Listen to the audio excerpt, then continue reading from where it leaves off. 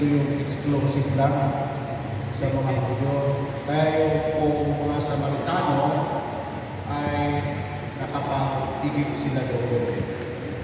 So ngayon, ano ba ang mga Samaritano? Bakit parang bida sila lagi sa Bible? Alam mo, pag ikaw ay may ginawa sa Bible, ay nababasa yan sa iba't ibang mundo yung po ginawa. For example, sabi na ni Bishop Pagani, ang mga santo daw, hindi naman malaki pa ng ginawa. Ha? Akala natin yung mga santo, well-known. Hindi. Ha? Bakit naging santo ko ito? Eh si San Lorenzo Ruiz, bakit siya naging santo? Kasi nung pamatay na doon sa nag-asawa, lahat ng mga Kristiyano, pinapipili sila ng mga ko. Ikaw, Pilipin. Do you want to go home? Okay. Renounce your faith to Jesus. Itakoy mo ang Diyos ko. Apakan mo itong cross nito.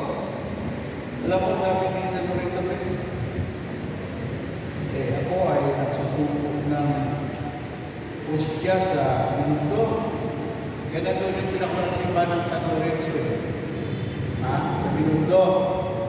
Si San Lorenzo, hindi naman siya preacher, siya bispo, siya pare. Siya ay minister lang na ordinaryo, nagsusubok. Sabi niya,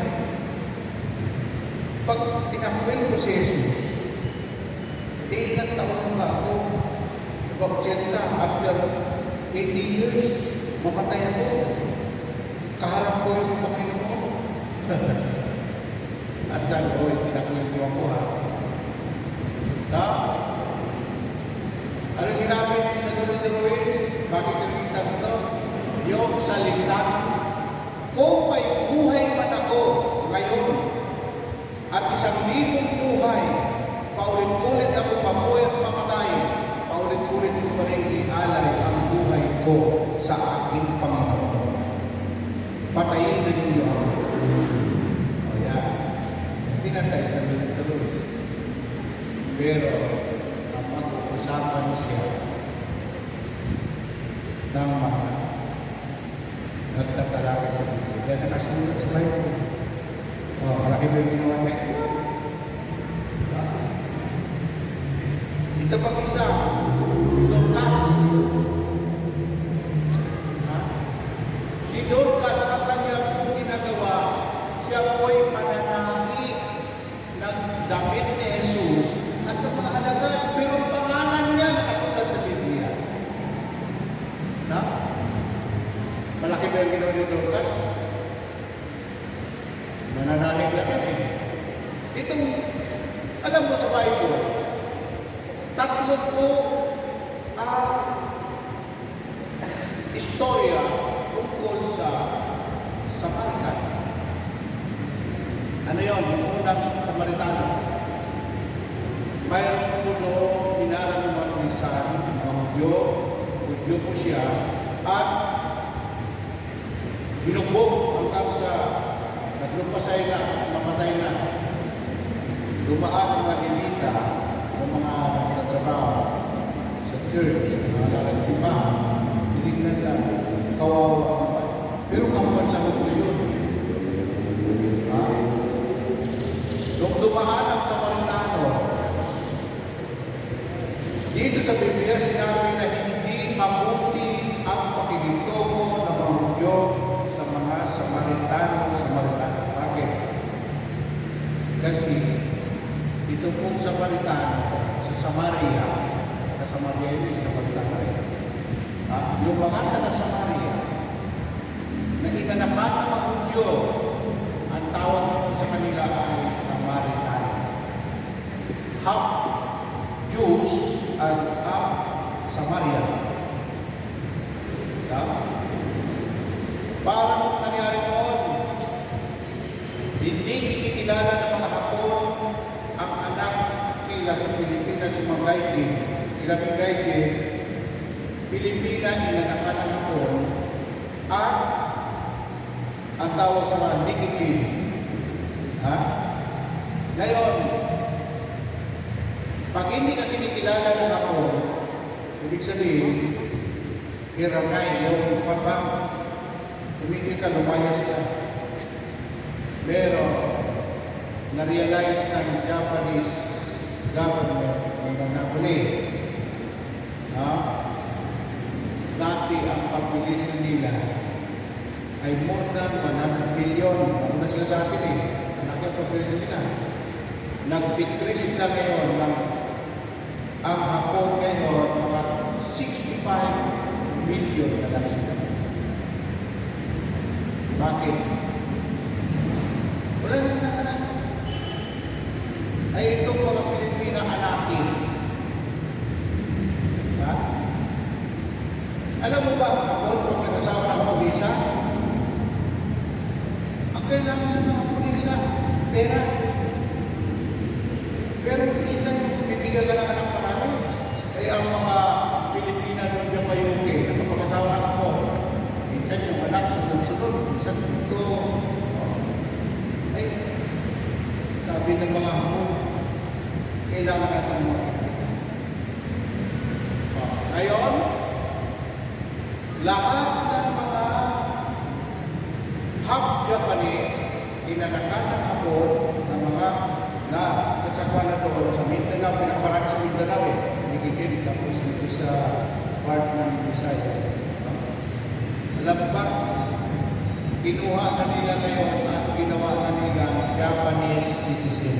Hindi na President, Japanese citizen. Ha? Ngayon, nagka-problema ang China. Because of one policy term. Dati, pinakamalaki population nila, decrease. Ang India, number 1 ngayon, 1.7 million. Ang China dati, 1.5. Kaya lang yung one-child policy. Alam mo yung mga bansa na mayayaman, wala ka na makita naglalaro sa mga panalunan. Sa atin, sa Jollibee, sa McDonald's, sa Plaza, ang mga bata, makita, tuwang-tuwang naglalaro.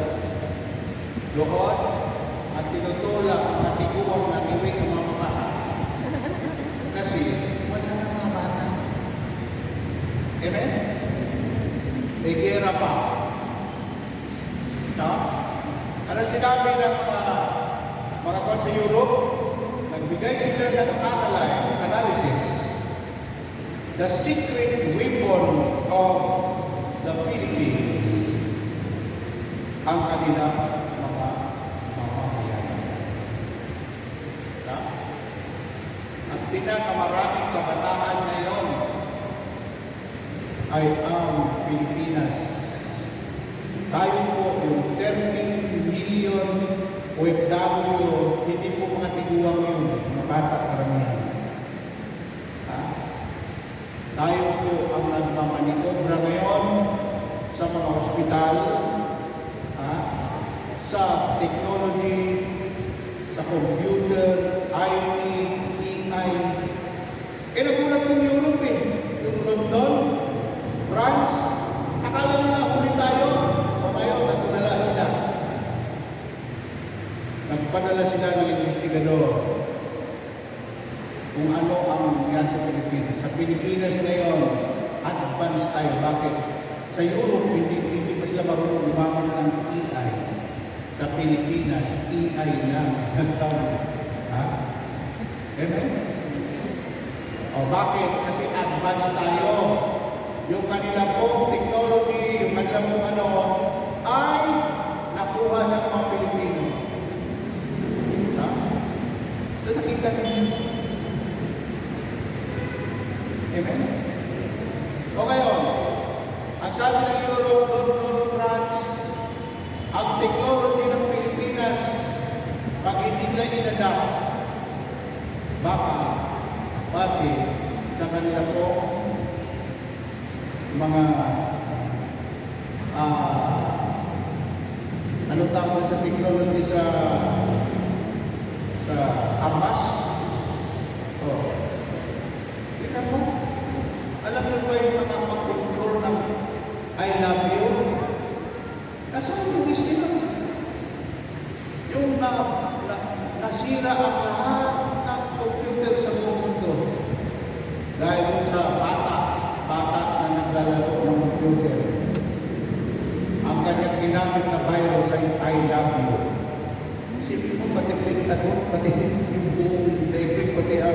kanilang buwan. Nasira. O, ano mayroong Pilipino? Ha? Ngayon, ang Pilipino ay parang mga Samaritano. Ang tawag ko sa mga Pilipino, bonfire. Ha? Anis. O anong tawag ko sa Samaritano? Good Samaritano. Kasi ang Samaritano, isipin mo pagdating doon, ang sabi ng Samaritano, kawawa naman ito. Tutulungan mo ito. Pero, kaaway nito. Anong pagtingin ng isang tao, buti nga sa iyo, walang niya kayo. Hindi sinabi ng Samaritano. Bumaba siya ng asno, itinangga ang kanyang first aid, alak. Inugasan niya ng alak ng sugat para hindi makitano, hindi ng virus. Marunong yung Samaritano, mayroon pang first aid siya. Inugasan niya muna ng alak, tapos dinala doon sa palat. Pagkapunta, ang tawag doon ay bahay manuluyan. Wala namang hospital doon. Ha? Sabi niya doon ko, kamutin niyo na. Ito, dalawang binati ko. Pagbalik ko, babayaran ko yung billing. Ba't muna may billing din sa hospital? Bayad ko yan. O, ano ang ginamit doon? Ang salita? Ha? Nung malaman ito, sinulat sa Bible yung salita, Good Samaritan, dahil sa ginawa niya. Amen? Amen po ba? Ayun.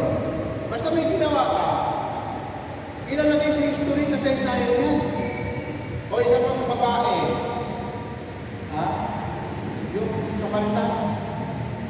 Bago yung Samaritana, may isa pang pangyari. Yung 10 bituin, doon sa Lucas 17, verse 16-17, sabi ng mga 10 bituin, Jesus, anak na David, pakapagkay sa amin. Pagalingin mo kami. Sabi ni Jesus, magaling kayo. Pasuloy kayo doon sa mga sagot. Habang naglalakad yung 10 bituin, itong Samaritano, yung kanyang mga galis, yung kanyang mga sugat sa katawan, ay uminis. Ang siya, patuloy ang paglalakad. Pero itong Samaritano, sabi, ay, hindi, magaling ito kay Jesus. Gusto ko magpasalamat sa kanya. Nung bumalik yung Samaritano, alam mo sabi ni Jesus, hindi ba sampaw mo?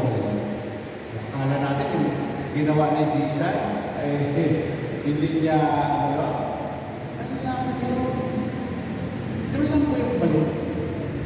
Tapos ang matindi doon sinabi niya, nasaan siya? Wala bang nagbalik at nagpuri sa Diyos kung ganda yung ito sa Samaritano? Yung salitang nasaan ang siya. Ang puso ng Samaritano hindi lamang good Samaritan, kundi ang puso ng Samaritano ay puso marunong magtanaw ng utang na loob at puso marunong magpasalamat. Amen? Amen po ba?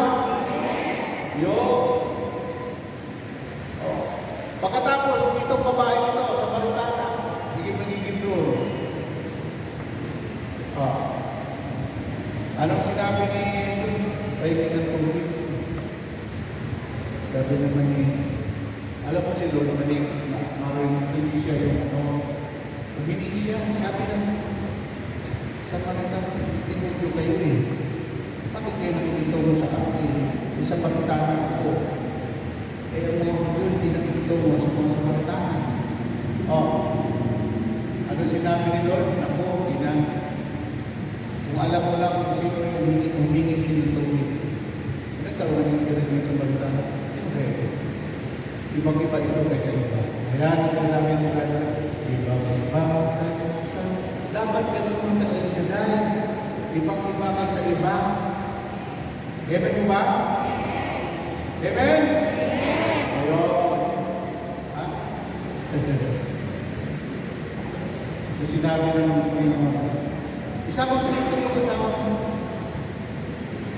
Wala po akong asawa eh. Sabi doon lang, wala kang asawa. Kung lima na ang asawa mo.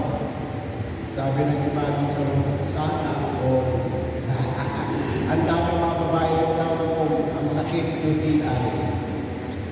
Umibig tapos iniwan ang kanilang asawa. Ha? Alam mo yung istorya na mga OFW sa buong mundo, iisa lang ang istorya nila. Nagpakahirap, nagtiis, yung pinapadala ng pera, pinapababae lang ang nakasawa dito. Tapos, nasa ibang kanto na ang nakasawa. Ano sabi ng mga OFW, karamihan ng single mom. Bakit single mom? Sila na nagtatangkilig paaral sa mga anak, yung mga asawa nila wala na. Ha? So, anong nangyari? Sabi ng mga kapatid, ay brother, mabuti na lang may Diyos kami. Kung wala siya dahil siguro nakuha ko kami. Amen? Kaya nawala ako dito dahil October 17, birthday ko, October 19, pinaalis na ang tao ko. 1 year ago, tapos lipat ako ng Macau. No? Ay nako, lahat ng ating airport, isa lang istorya. No? Paano kaya wala si Lord? Pero ang sabi nila ay salamat sa Diyos, brother pa. Mawala ang kanyang asawa namin, mawala ang silang lahat, basta wag lang mawala si Yahweh sa buhay namin. Kaya nung inawal nila no? Di ka may magpapalit sa mga bagay dito sa daigdig. Di ko kaya malayo sa iyo pagkat ikaw siyang buhay ko. Kaya si Lord, huwag mo ipagpapalit dahil iwanan ka man ang lahat. Si Lord, hindi ka niya iiwan. Amen? Ngayon,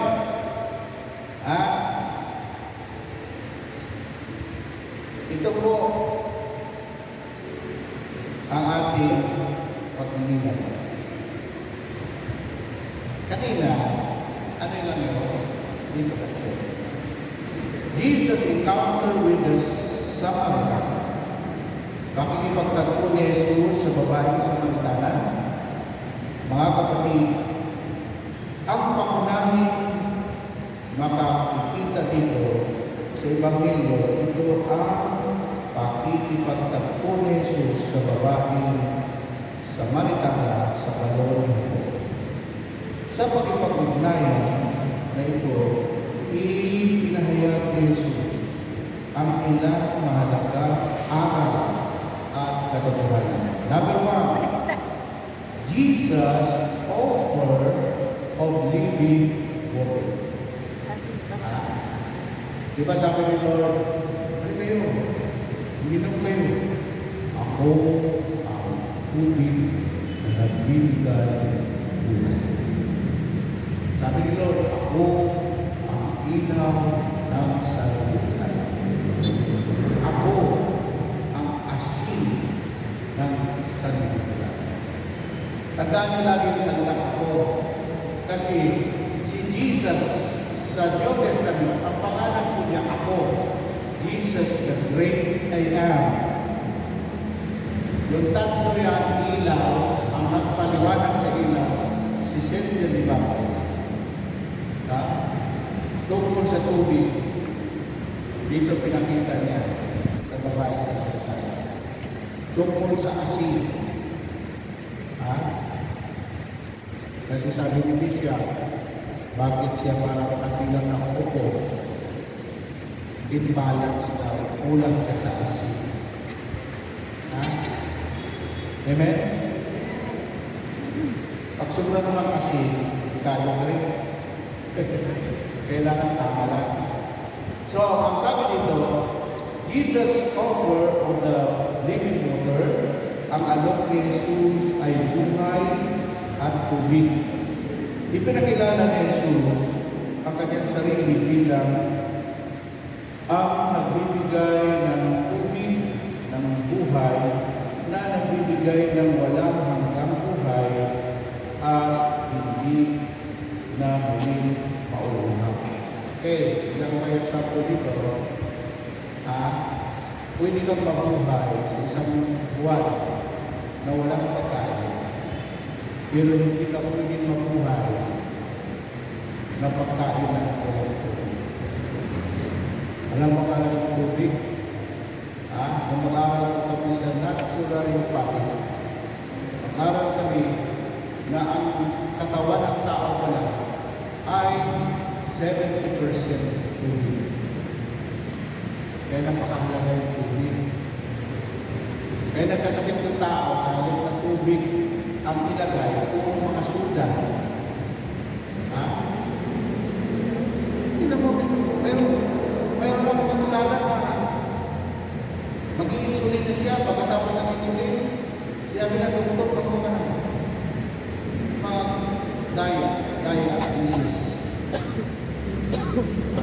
Ang problema sa kanya, matakaw sa soft drinks.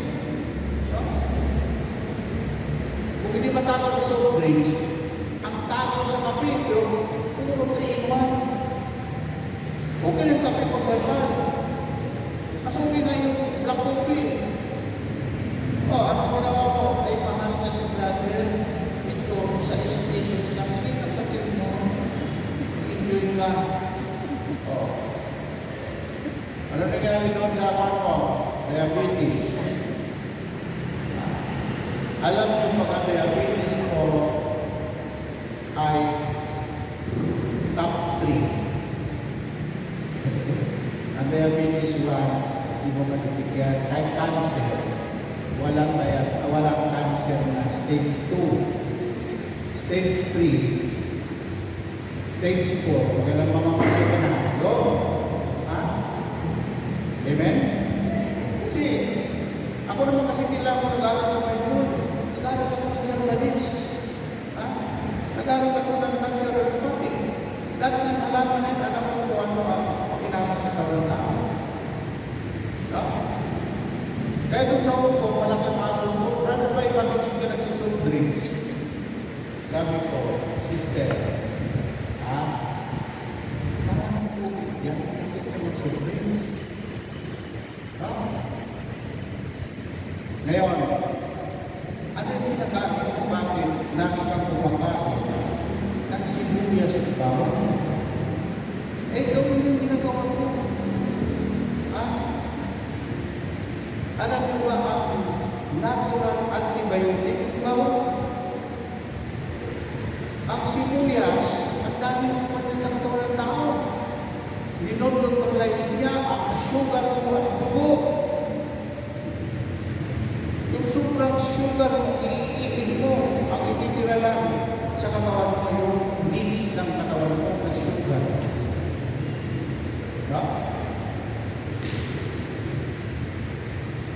Tapos sabi ko, okay, masyado matakaw sa kanin na papakanin sugar. Okay na yung tawag iba. Si Brother William po ay mapamalakas si William Javier. Tinuruan ko yan, huwag ka kumain ng mga magkaputi ka lang at magsama. Kailangan pakain ako ng kaputi. Habang nagtutubak ko may pupunta ko ng mundo na pinalitan ko na ang saba, yung haniban ko yung laway-laway. Hilaw ko, ninata. Sabi ko na tayo, nilata ko naman isang oras. Hilaw lang.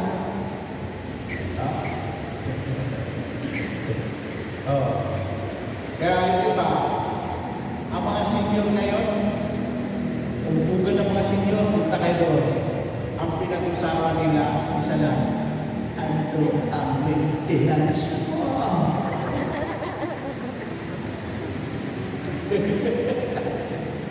Ang tatapat pa ng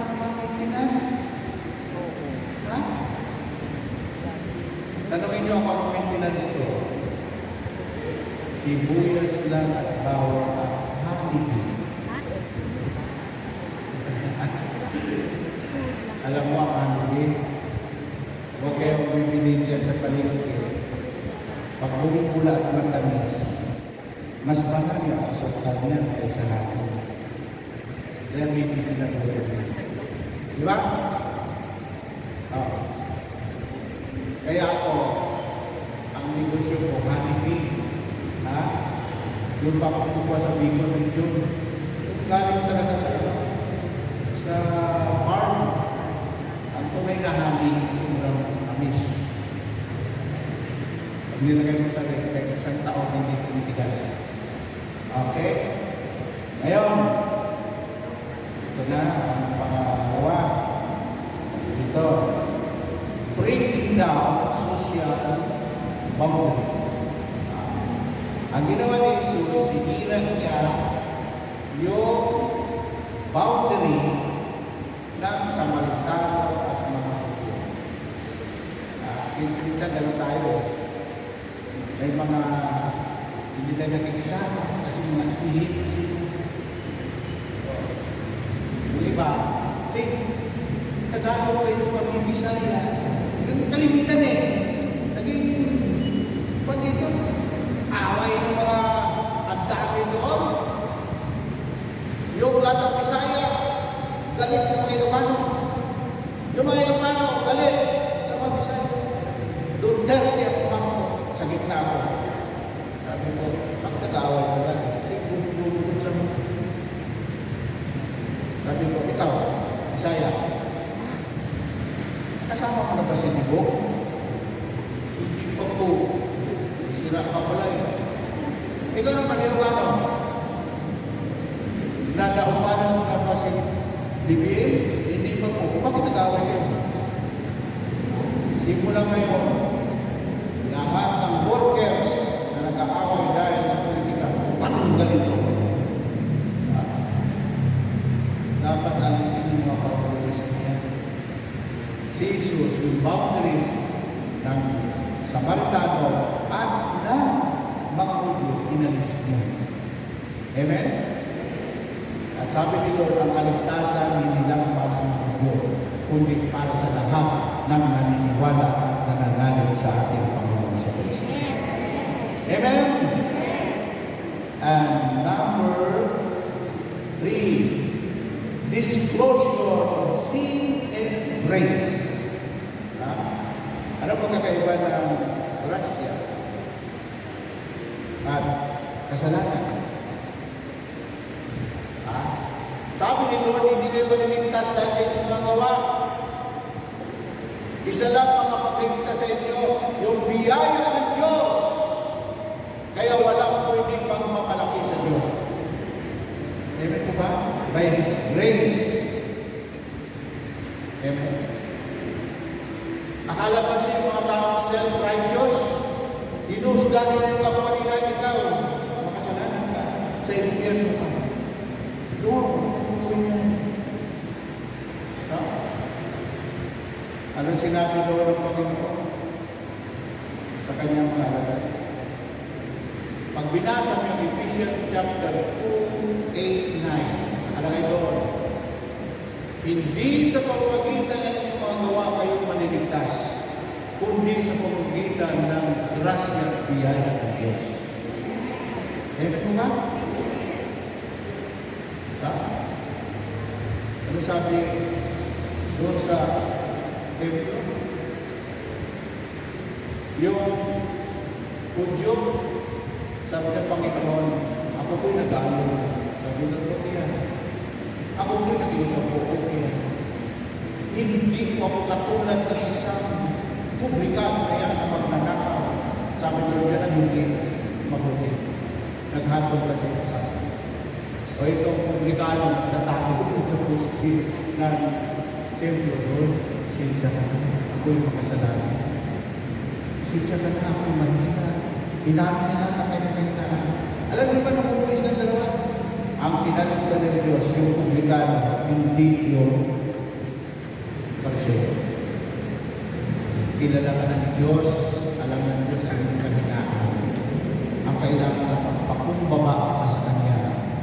aminin mo ang iyong pagkakasala, magbalik loob ka sa Kanya, tiyak, ililigtas ka ng Panginoong Diyos. Amen? Kaya number 4, true worship. Ano ba yung true worship? Ha? Di ba sabi ni Lord, darating ang panahon?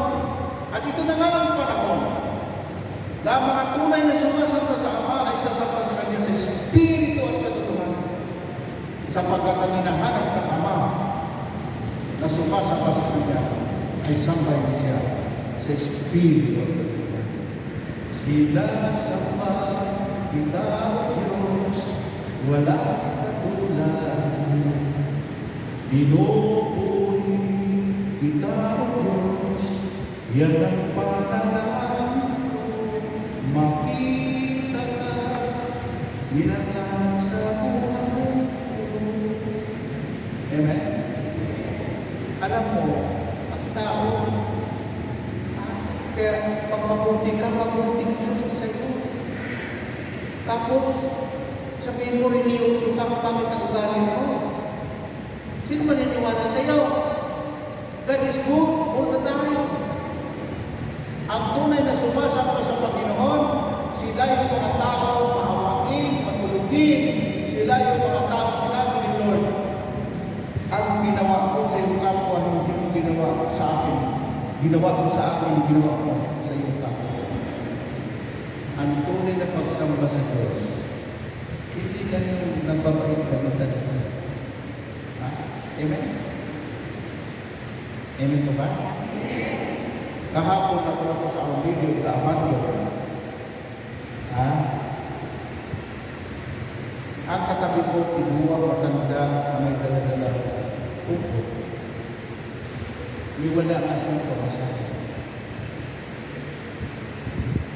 Tapos, ang sarap ng pagkain ko, galing sa chowking. Chowking. Ha? Kung bumaba ako, dalawa na lang kami. Hindi na ko yung ituwa. Nay, ito sa ito, ito pera. Tapos, pangalawa, Nay, kumain na na. Ito, chowking ko. Alam mo, bumaba ako, yung tingin ng matanda, hanggat naglalakad ako, katingin pa rin. At sa akin na ng Diyos, puro sinabi sa Diyos. Nagbablog ako, madaling araw, na 5, naglalakad ako, doon, simula sa pasok na ko hanggang ang solo. May nadaanan ako sa matanda. Natutulog ng kahawak sa tiyan. Sabi ko, yung sinasabi ko. Nung ginising ko, gising. Alam mo, gising. Nasaan ko? Sabi ko, ito, mag-almusal ka muna. Parang ito na ito. Ilang araw na ako magpasa. Alam mo, kakusama kayo ng Diyos. Kung hindi mo gagawin yan, sino ang gagawa? Wala. Gawin mo na. Pag kinausap ka na ng Diyos, kung hindi mo umpisahan, sino mag-uumpisahan? Di wala. Di umpisahan mo. Tanungin niyo, 7 years ako sa Maynila, hindi ko kami nag-Christmas party. Tanungin niyo mga workers sa Maynila, ang bigilin, ang aming project tuwing Christmas party, yung kung mga binibigay ng mga tao, pagkain, binibigay namin sa home for the day. Yung mga tiguha, matanda, at Pasko. Pero, masaya puso dahil yung aming dapat ipamasko ay nagbigay namin sa mga matanda na kinalimutan na ang kanilang mga pangangailangan. Kapatid, ang buhay natin sa mundo, kung may pera ka man lang, gawin mo pero parang kinitulay patungo sa langit. Diba? Kaya ako gusto ko yung mama, gusto ko magtayo ng orphanage, gusto ko magtayo ng bahay pagkunan. At ang unang alagaan ko, ang mga workers na nagsisilay ng mga tiguwang na naglilingkod kay Israel. Amen? Palakpakan natin. Ayan. Tandaan niya, magkaganap yan. Ha? Sige, magsitayo na tayo. Sabihin niyo, ang bait ng Panginoon. Dapat maging mabait din ko. Amen? Yan ang true worship of God. Ikaw ba'y nauuhaw sa presensya ng Diyos? Ikaw ba'y nauuhaw sa pag-ibig ng Panginoon? Kaya kasama ko yan sa 7th last word, yung po, the 7th last word, yung ako'y nauuhaw.